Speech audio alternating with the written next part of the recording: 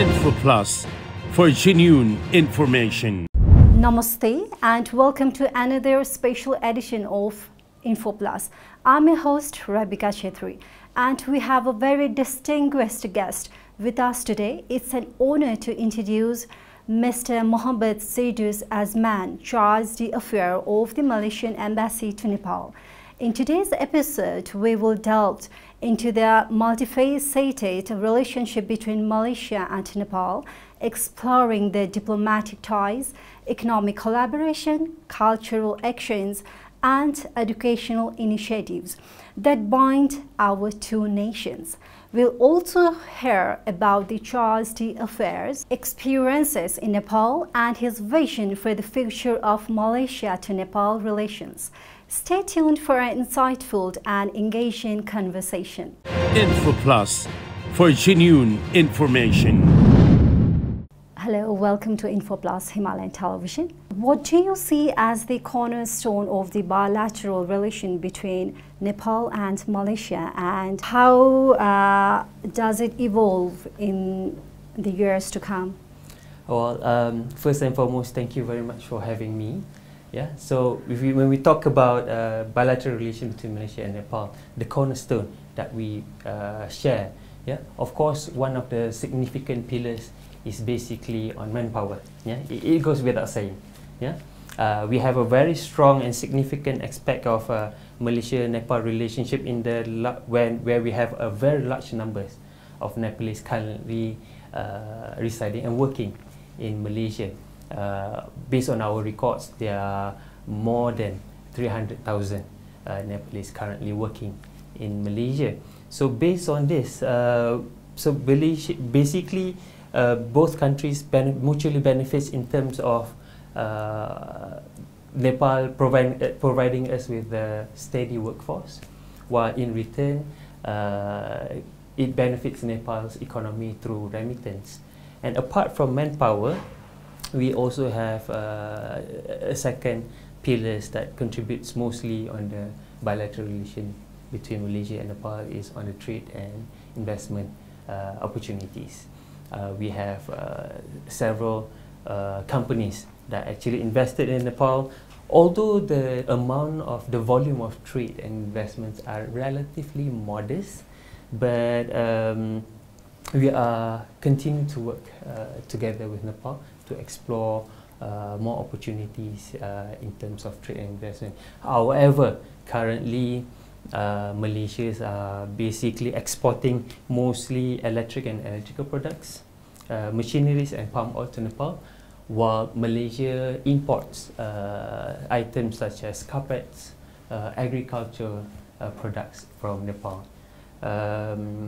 As we move forward, since we have a very strong people-to-people connection, the bilateral relations have grown significantly, and we see that there are more room, a huge potentials in the areas of tourism and education. So we are looking forward to a more collaboration in these sectors.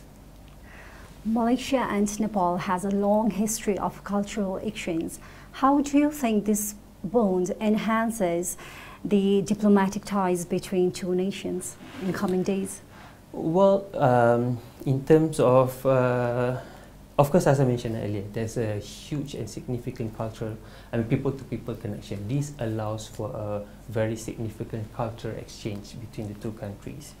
So when we talk about on educational aspect of this cultural exchange, we have had a collaboration in terms of Malaysian technical cooperation programs, in which Malaysia invites the government officials from Nepal to come over to Malaysia and have an exchange of expertise as well as training on many areas, including public management, other areas such as climate change.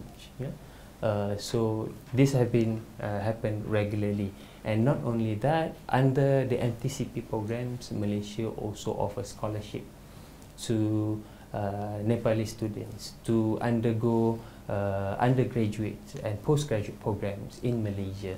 I think this has benefited a lot to the Nepalese students, as we offer reputable universities in Malaysia, a very low cost in terms of tuition fees, and a very low living cost compared to the Western countries. And despite being a very low cost and affordable, Malaysia's education doesn't compromise on its quality. So that is on education. While on tourism aspect, of course there are a lot more ways to improve tourism collaboration between the two countries, and we are working very aggressively in tapping into tourism cooperation with Nepal. In what areas do you see potential for further cooperation and collaboration between Nepal and Malaysia in coming years? Well, there are many areas of cooperation, because the cooperations are mainly led by manpower cooperations. But of course, as Nepal continue to grow, we see a huge potential of cooperation. Firstly, in terms of tourism, of course. Secondly, in terms of education. And last but not least, of course, in terms of trade and investment. So these are the areas of sectors that we see there's a huge potential that we could have with Nepal in the future. How has Malaysia supported Nepal in development efforts, particularly in areas such as infrastructure, education, and healthcare? Okay. Malaysia has generally supported in Nepal's development in various ways. If you look into education, as I mentioned earlier, we have these MTCP programs in which Malaysia offers a scholarship for Nepalese students to undergo undergraduate and postgraduate program in Malaysia. And not only that, in terms of training, by inviting government officials to come over to undergo trainings and exchange of expertise with the government officials in Malaysia. So that would be on education. Next would be on areas of healthcare. So basically, Malaysia's provide medical training, of course under the same program, NTCP, medical training and healthcare, and facilitate collaboration between healthcare institutions in both countries. We have received a numbers of Nepalese healthcare professionals who went to Malaysia and undergo training, and not only training but exchange of expertise. The last that we have had is to have the heart experts, the Nepalese heart expert, to go to the Malaysia's heart institute, national institute, and have an exchange of expertise. Trade between Malaysia and Nepal has seen a very good growth in recent years. So what steps are being taken to further strengthen economic ties and bilateral trade, to increase bilateral trade? Of course, there's a lot of potentials in terms of trade and investment between both countries. Nepal being into a developing countries, trying to develop its countries, of course there's a huge potential for more collaboration in these areas. So we have engaged into several approaches. The first approach is mainly by engaging with the local business chamber. That's what we did. And through the Nepalese business chamber, we have had the opportunity to meet with potential partners in Nepal.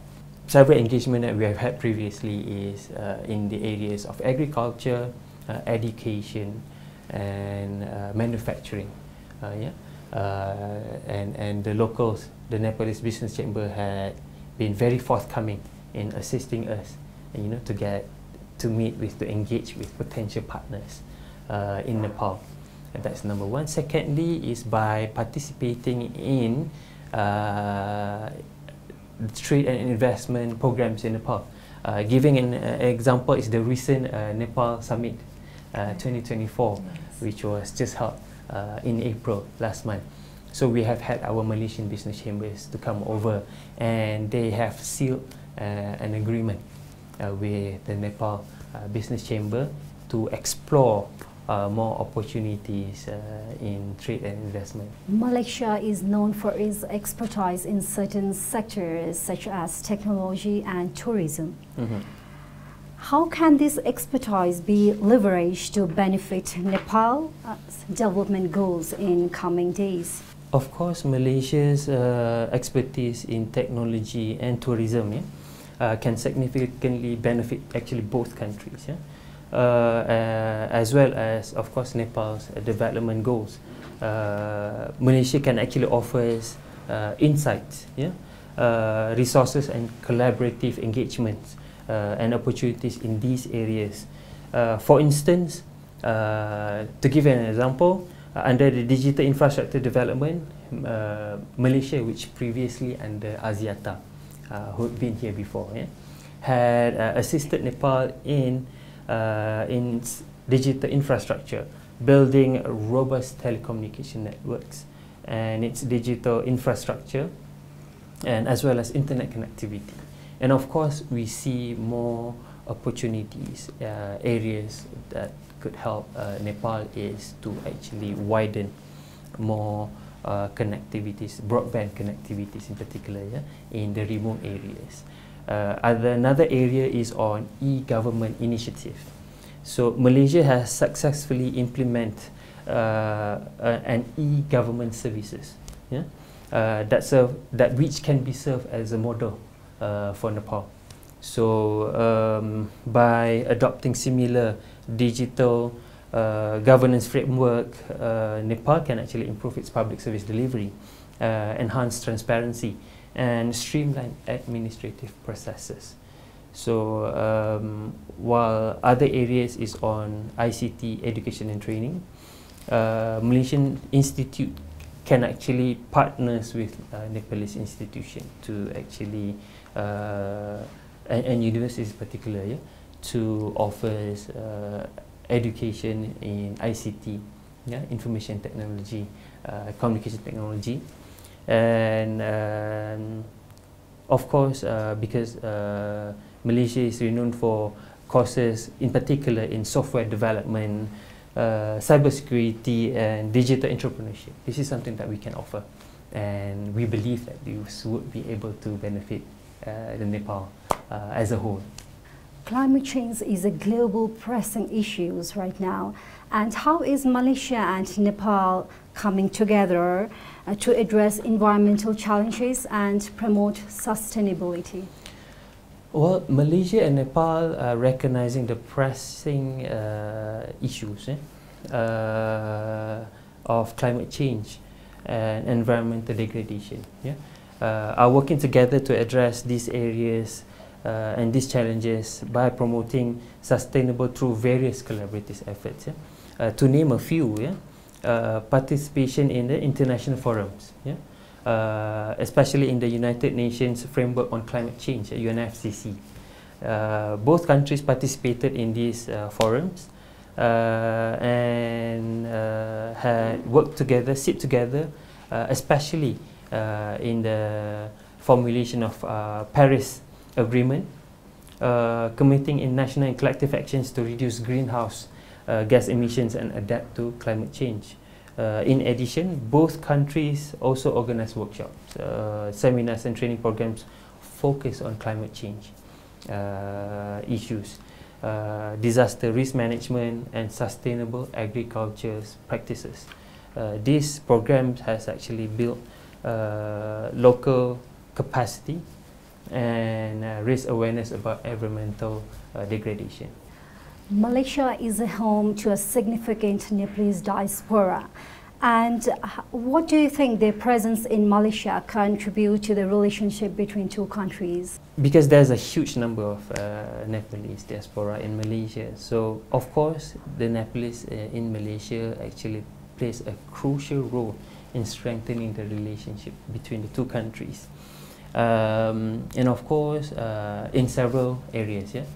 First, to name a few, is on economic contributions.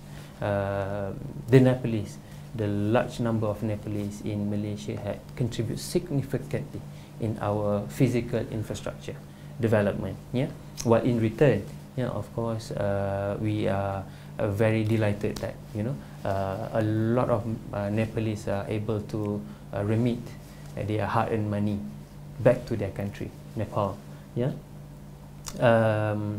that is one, and then the exchange of culture, because there's the significant numbers of Nepalese diaspora in Malaysia, and because the Nepalese celebrates celebrations such as Dashan and Tika, and they celebrate in Malaysia. So the locals in Malaysia, they experience this festival.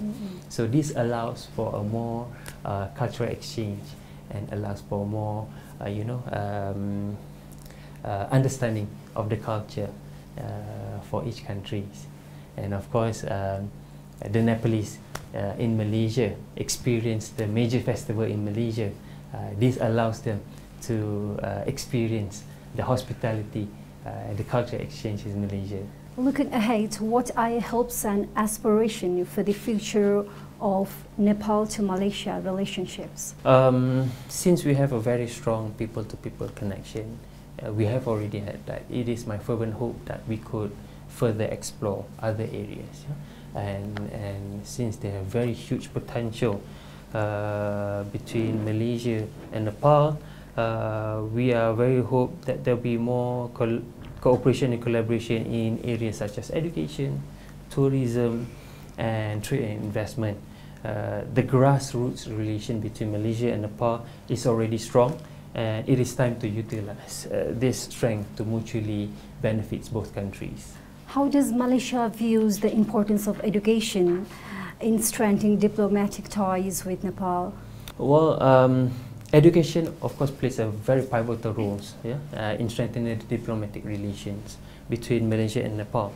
Both Malaysia and Nepal actually could benefit in terms of building human capital and professional expertise.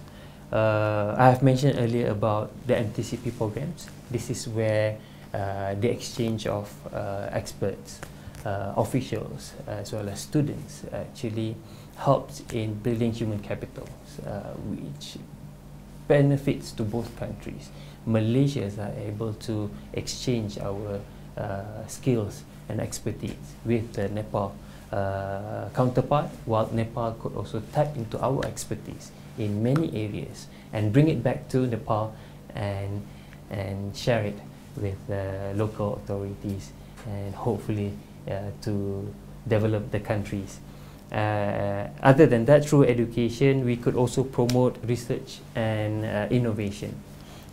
What we have currently is we are trying at the moment. We have our largest public universities, UITM, Mara Technology University, being our largest public university, is working to work with Tribhuvan universities, which happen to be the largest public university in Nepal as well. So we are trying to forge a collaboration between these two countries and hopefully to have a joint research so that between the two biggest public universities. That is one of the engagement that we are trying. Other than that, we also have Open University Malaysia, trying to get into Nepal and offer education that are through online platform, because Open Malaysia University is actually a university that are based on online. They have no physical class. Everything, all courses are done online. So this is something that Malaysia is trying to offer in Nepal, so that the education's offers is, of course, a quality education, but at the same time is accessible to anyone with a very low cost. Are there any upcoming and outgoing educational programs between Malaysia and Nepal? Yes, there are. As I mentioned earlier, we have two at least. Two that I could highlight is one is the collaboration between the UiTM, Mara UiTM Malaysia, our largest public university, with Tribhuvan University. We are hoping to have collaboration between the two countries, especially in terms of joint research. So because Malaysia sees that Nepal have certain expertise in certain areas, and we are trying to tap and exchange knowledge in these areas. Secondly, we have also opened University Malaysia, who is trying to offer a new way of education, which through online platform.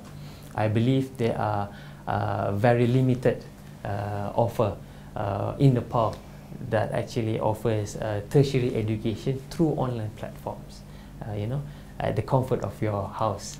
So this is something that Malaysia is trying to offer and get into Nepal.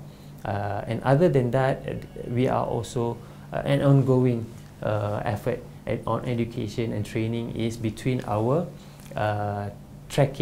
mountain trekking association with Nepal trekking associations, because we acknowledge Nepal expertise in mountain trekking. So that is why our Malaysian Trekking Association is very hopeful to actually learn the expertise from Nepal, especially in terms of mountain trekking. So these are areas that are ongoing. And in what ways Malaysia supports Nepalese students to pursue their higher education in Malaysian universities? Well, Malaysia is trying to support the Nepalese students to study in Malaysia in various ways. Firstly is by offering a cheap, affordable and quality education. We have education institution in Malaysia that actually offers a very cheap compared to Western countries.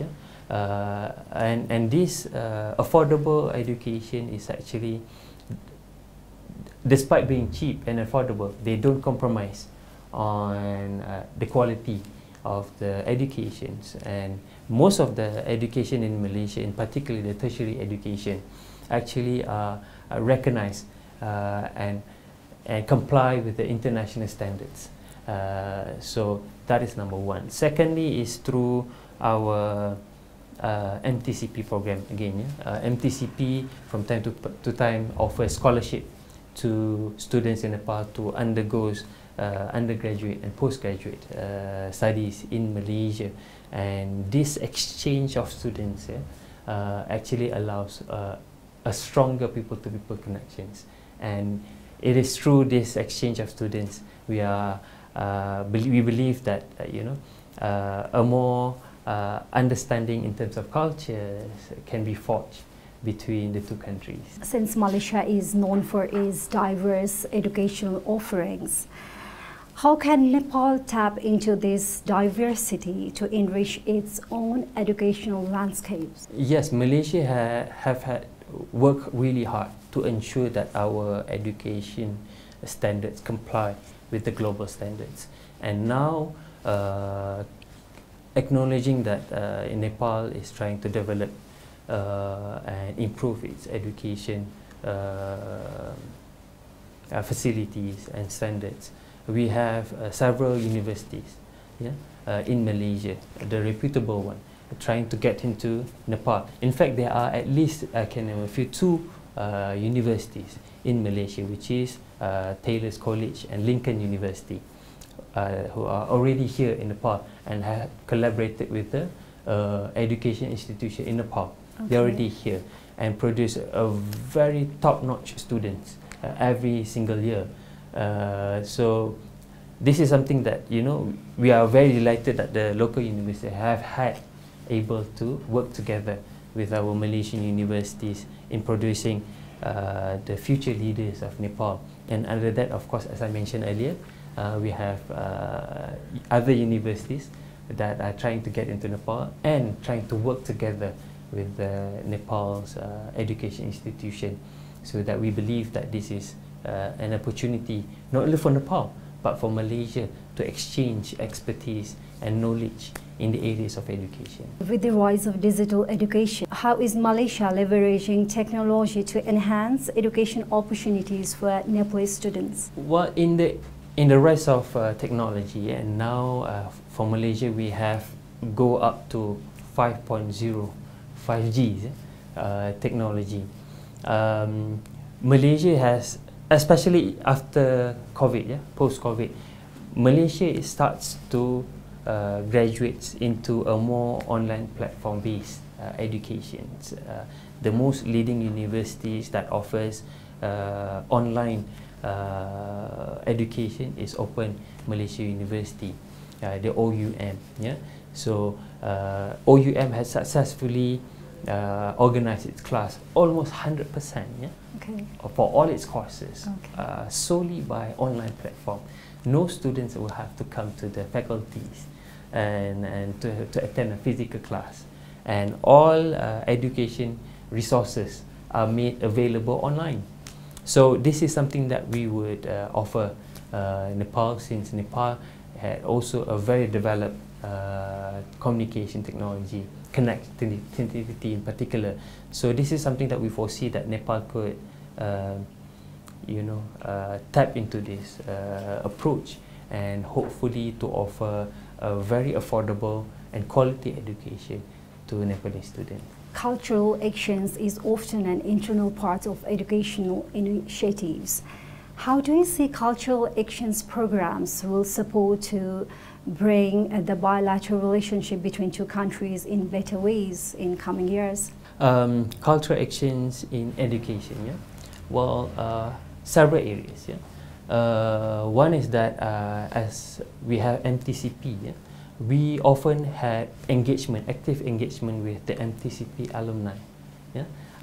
Through this programs with MTCP alumni, we often exchange ideas and knowledge sharing in terms of culture, in terms of the policies. What are the areas that we could improve better, how we could actually work together in certain areas, because some of the MTCP alumni, they are expert in certain areas.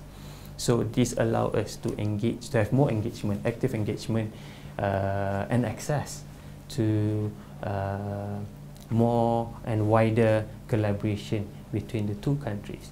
And other than that, having students, Nepalese students in Malaysia, we see that the students in Malaysia, they act as an ambassador in promoting the culture, the Nepal culture in Malaysia. So through this, we see that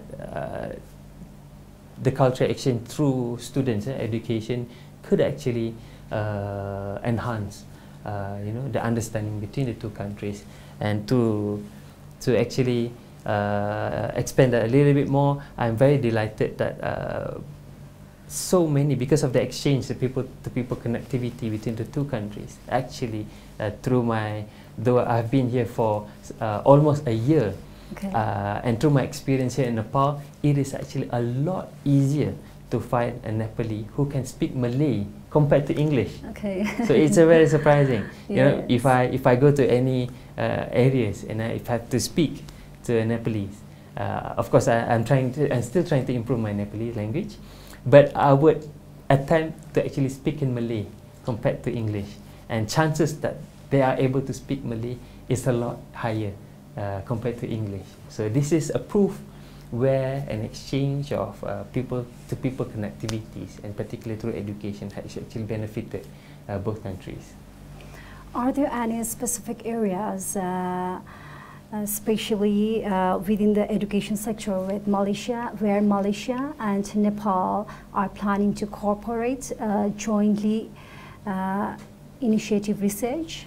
Yes, of course, I have mentioned earlier, we are currently working with our largest public university in Malaysia, the UiTM, to have a collaboration with Tribhuvan University, the largest public university in Nepal, to have a joint research in the areas of science, because there are certain areas in science that we acknowledge that Tribhuvan University has the expert that can actually contribute to Malaysia, and we believe that we also have something to offer to Tribhuvan University, and this is something that both universities could jointly benefit. And other than that, they are also working on having exchange students, so that both students from both universities could benefit and experience in studying in both places. And in addition to that, you also are exploring the opportunities to have joint supervisors for master's studies, because instead of having one supervisor for master studies, we are exploring the opportunity to have a joint supervisors both in Nepal and Malaysia for master's program. Looking ahead, what are your key priorities in promoting educational cooperation with Nepal? Our key priorities in promoting education with Nepal, we had first and foremost in promoting education, we have engaged with several agencies in Nepal. Well, one of the agencies that have been assisting us mostly Study Plus, and through Study Plus we had managed to bring collaboration of education between the two countries a lot more, and to bring more collaboration between the education institutions between the two countries to a greater heights. And the areas we see is of course on ICT, information and communication technology, of course on tourism sectors, and as well as public governance. These are the areas that we see that we could further collaborate. Nepal is now the second largest source of foreign workers to Malaysia, with an estimated of 7 lakh Nepalese workers working in Malaysia. So do you have any thoughts to enhance the well-being and welfare of the Nepali citizens residing in Malaysia at present? Certainly, yes. I mean, the well-being, the welfare of foreign workers in Malaysia has always been the top priority for Malaysia, because when they come to Malaysia, and they will bring back to their countries the experience they had in Malaysia, and we always work very hard to ensure that they experience only the positive sides of Malaysia, and on this sense we are working very closely with the Nepal government in ensuring that the welfare and the safety of Nepalese in Malaysia continue to be protected. And to indicate some of the effort is that we are going to have a MOU, renew our MOU with Nepal government, and we are in the midst of discussing ways to improve the welfare, the well-being of the Nepalese in Malaysia, and ensure that, should there be any issues, of course, from time to time we would expect certain issues. What most important is, how do we address this issue? So these are things that are being discussed between both countries, Malaysia and Nepal. So hopefully, with the signing of the MOU later on, we could better safeguard the well-being and welfare of Nepalese in Malaysia. It's been great pleasure talking to you. Thank you so much for your time. Thank you very much. Info Plus, for genuine information. Thank you for joining us on this enlightening journey into the heart of Malaysia to Nepal relations. We extend our deepest gratitude to Charles d'Affaires for sharing the valuable insight and experiences with us. It's clear that the partnership between Malaysia and Nepal is vibrant and full of potentials. We look forward to seeing how this relationship will continue to grow and flourish in this year to come. And we wrap up the show. We hope you have gained deeper understanding of the diplomatic efforts and cultural connections that strengthen our global community. I thank to all the crew members, and be sure to join us next week for another episode of InfoPlus, where we continue to bring you stories and interviews that matters. Thank you for watching, and namaste. InfoPlus, for genuine information.